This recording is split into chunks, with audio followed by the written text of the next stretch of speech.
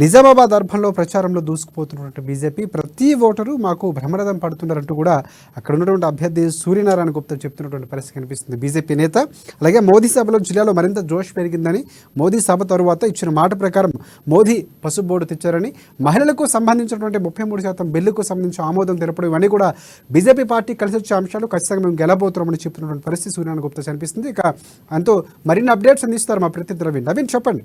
ఎన్నికల షెడ్యూల్ మొదలు కావడంతో కూడా పార్టీలు కూడా ప్రజల వెళ్ళే ప్రయత్నం చేస్తున్నాయి. ముఖ్యంగా ఇటు బీజేపీ పార్టీ కూడా ప్రజల వద్దకు వెళ్ళి ప్రజలకు మమేకయ్యే ప్రయత్నం చేస్తుంది. ముఖ్యంగా నిజామాబాద్ అర్బన్లో బీజేపీ పార్టీ ఎలా ఉంది తెలుసుకునే ప్రయత్నం చేద్దాం. దీనిపై మనతో మాట్లాడడానికి ఇటు బీజేపీ పార్టీ నియోజకవర్గ ఇన్ఛార్జి దర్పల్ సూర్యనారాయణ గుప్తా గారు ఉన్నారు. అడిగి మరి తెలుసుకుందాం. చెప్పండి, నిజామాబాద్ నియోజకవర్గంలో బీజేపీ పార్టీ ఎలా కొనసాగుతుంది, ముఖ్యంగా ఎలాంటి హామీతో ప్రజల వద్దకు వెళ్ళే ప్రయత్నం చేస్తున్నారు? నిజామాబాద్ అర్బన్ నియోజకవర్గం బీజేపీకి అడ్డా. గతంలో 2 సార్లు ఎమ్మెల్యేగా, 2 సార్లు మున్సిపల్ చైర్మన్గా గెలిచిన కాన్స్టిట్యూషన్ నిజామాబాద్ అర్బన్ నియోజకవర్గం.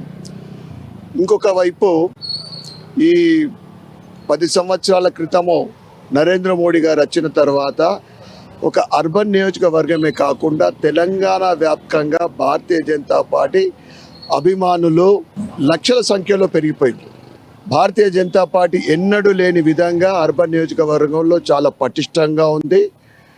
ఒకవైపు నరేంద్ర మోడీ గారి సేవలైతే, ఇంకొక వైపు బీఆర్ఎస్ ప్రభుత్వ వైఫల్యాలు, ఇచ్చిన హామీలు నెరవేర్చని బీఆర్ఎస్ ప్రభుత్వము. ఇచ్చిన మాట నిలబెట్టుకునే పార్టీ ఈరోజు దేశంలో ఏకైక పార్టీ భారతీయ జనతా పార్టీ. దానికి నిదర్శనమే పసుపు బోర్డు.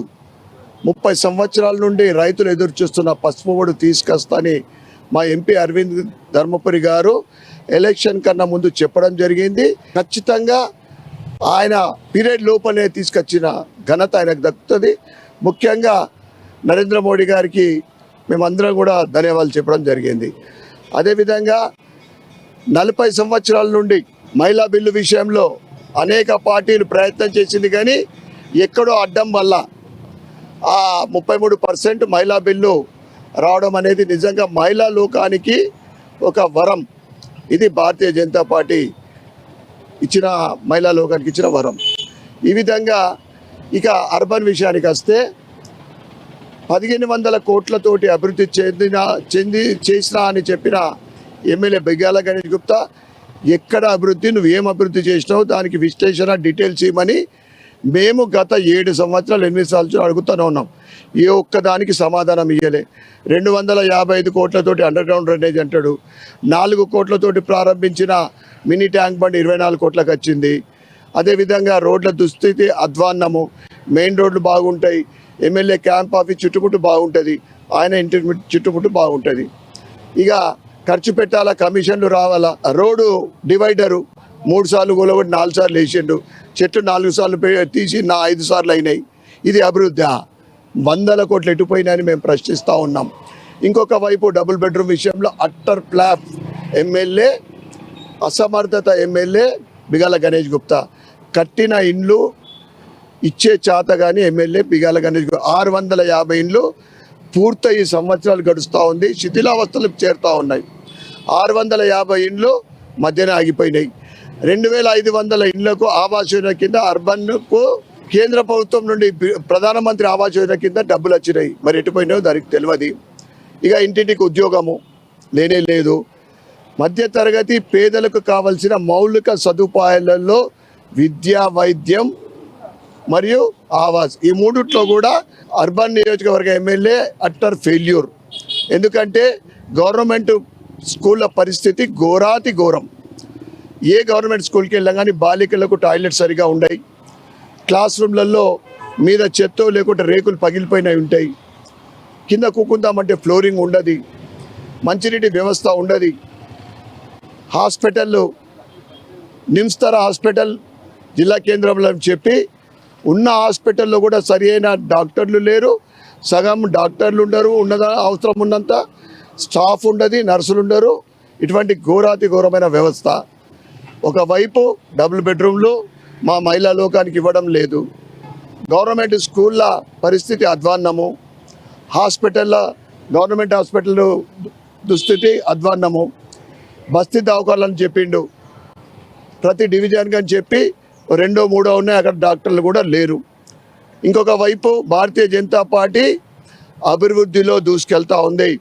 అంటే ఇన్ఫ్రాస్ట్రక్చర్లో రోడ్లు కానీ, రైల్వేస్ కానీ, ఎయిర్వేస్ కానీ, ముఖ్యంగా ప్రధానమంత్రి ఆవాస్ యోజన కింద దేశంలో 4 కోట్ల ఇండ్లు కట్టిస్తే ఇక్కడ 2.5 లక్షల ఇండ్లకు డబ్బు ఇవ్వడం జరిగింది. దానికి లెక్కలు ఇస్తే ఇంకా లక్షలాది ఇండ్లకు డబ్బులు ఇవ్వడానికి కేంద్రం సిద్ధంగా ఉంది. ఇంటింటికి ఉద్యోగం అని చెప్పి ఇలా కేంద్రంలో వేలాది మందికి ప్రతి నెల ఉద్యోగాలు ఇస్తూ ఉన్నారు. ఇక్కడ 2 లక్షల ప్రభుత్వ ఉద్యోగులు ఖాళీగా ఉన్నాయి. ఇక్కడ అన్ని వ్యవస్థలు కుంటుపడ్డాయి. ముఖ్యంగా ప్రభుత్వ ఉద్యోగులకు తెలంగాణలో ఫస్ట్ రోజు కాదు 10వ తారీఖు నుండి శాలరీస్ ఒక దఫా కాదు, రోజుకు కొన్ని జిల్లాలకు ఇచ్చే దుస్థితి. ఎందుకంటే తెలంగాణ అంటే ధనిక రాష్ట్రం.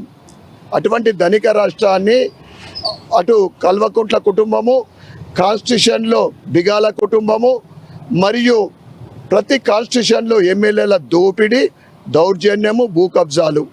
ఒకవైపు సీఎం ఇటు నరేంద్ర మోడీ కూడా పసుపోడు ప్రకటించాలని చెప్తున్నారు. కానీ పసుపోడు ఇంతవరకు ఎక్కడ ప్రకటించలేదు, ఎక్కడ ఏర్పాటు చేస్తారు ఇంతవరకు చెప్పలేని పరిస్థితి అని చెప్పి ప్రతిపక్షాలు ఆరోపిస్తున్నాయి. భారతీయ జనతా పార్టీ ఏకైక పార్టీ, ఇచ్చిన మాట నిలబెట్టుకునే పార్టీ ఇలా దేశంలో ఓన్లీ భారతీయ జనతా పార్టీ. పసుపు బోర్డు ప్రకటించిండ్రు, దానికి కేంద్ర క్యాబినెట్లో ఆమోదం కూడా పొందింది. గిరిజన యూనివర్సిటీ ఎవరు కూడా ఊహించలే, ఒక గిరిజన మహిళకు రాష్ట్రపతి హోదా ఇచ్చిన ఘనత భారతీయ జనతా పార్టీకి దక్కుతుంది. అంతకుముందు ఒక ఎస్సీ క్యాండిడేట్కు రాష్ట్రపతి రామ్నాథ్ కోవింద్. వీళ్ళకు బురదల రాళ్ళు ఇసుడే తప్ప, ఎందుకంటే ఇప్పుడు ప్రభుత్వ ఖజానా ఖాళీ. ఏ సంక్షేమ పథకాలు నడిపే పరిస్థితి లేదు. కొత్త సంక్షేమ పథకాలు నువ్వు ప్రకటించినా ప్రజలు నమ్మే పరిస్థితి లేదు. ఇప్పుడు గత 15 రోజుల నుంచి హడావిడిగా కాయిదాలు ఇస్తూ ఉన్నారు, పిలుచుకుంటా కుల సంఘాలకు, పెద్దలకు, లేకుంటే ఇంకా దేనికో. అవన్నీ కూడా ప్రొసీడింగ్ కాపీలు పనికిరాదు, పొగేసుకునాలా. ఎందుకంటే 6 నెలల క్రితము ఇచ్చిన ప్రొసీడింగ్ కాపీలకే దిక్కు లేదు. అసలు ఇక ప్రభుత్వ ఖజానానే ఖాళీ అయింది, నువ్వు ఏడికెళ్ళి ఇస్తావు. భూములు అమ్మే పరిస్థితి. రైతుల రుణమాఫీ అంటే భూములు అమ్మేండ్రు. బీసీ బంధు, మైనార్టీ బంధు అంటే లిక్కర్ యాక్షన్లు 4 నెలల ముందు పెట్టిండ్రు. ఇది ప్రభుత్వ దుస్థితి. ప్రజలందరూ కూడా విసిగి వేసారిపోయినరు. రాబోయే ఎన్నికల్లో బూత్లో ఎప్పుడు ఎలక్షన్లు వస్తాయని ఎదురు చూస్తూ ఉన్నారు.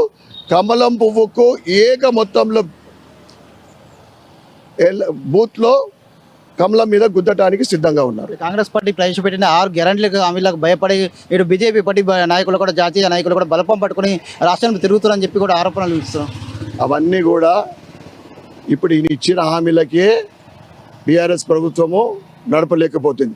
దానికి 2 ఇస్తా, 3 ఇస్తా. కాంగ్రెస్ ఎప్పుడో ఖతం అయిపోయింది. కాంగ్రెస్ ఇక్కడ కాదు, దేశం నుంచి కాంగ్రెస్ హఠావనే ఇప్పటి పరిస్థితి అది.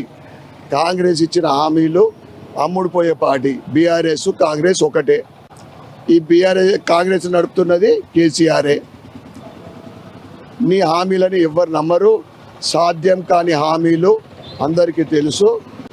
ఒకవైపు ధర్మం కోసం, భవిష్యత్తు తరాలు బాగుపడాలని ప్రజలందరూ కూడా ముక్త కంఠంతో భారతీయ జనతా పార్టీకి గెలిపించడానికి తెలంగాణలో సిద్ధంగా ఉన్నారు. పార్లమెంట్ అరవింద్ ధర్మపురి గారి పార్లమెంట్ నియోజకవర్గంలో 7 స్థానాలు భారతీయ జనతా పార్టీ గెలవడం ఖాయం. ప్రధానంగా ఒకటే చెప్తున్నారు, నిజామాబాద్ అర్బన్లో బీజేపీ పార్టీ కూడా దూసుకోపోతుందని చెప్పి చెప్తున్నారు. ముఖ్యంగా ఇటు రానున్న ఎన్నికల్లో బీజేపీ పార్టీ గెలవడం ఖాయం అని చెప్పి, ముఖ్యంగా అధికార బీఆర్ఎస్ పార్టీ ఎన్నో సంక్షేమ పథకాలు ప్రవేశపెట్టామని, ఎంతో అభివృద్ధి చేశామని చెప్పినప్పుడు కూడా ఎక్కడ అభివృద్ధి జరగలేదని చెప్పి, పాఠశాలలు కావచ్చు, ప్రభుత్వ హాస్పిటల్ కావచ్చు, అనేకమైన శిథిలావస్థకు చేరుకున్నాయని చెప్పి కూడా ప్రధానంగా చెప్తున్నారు.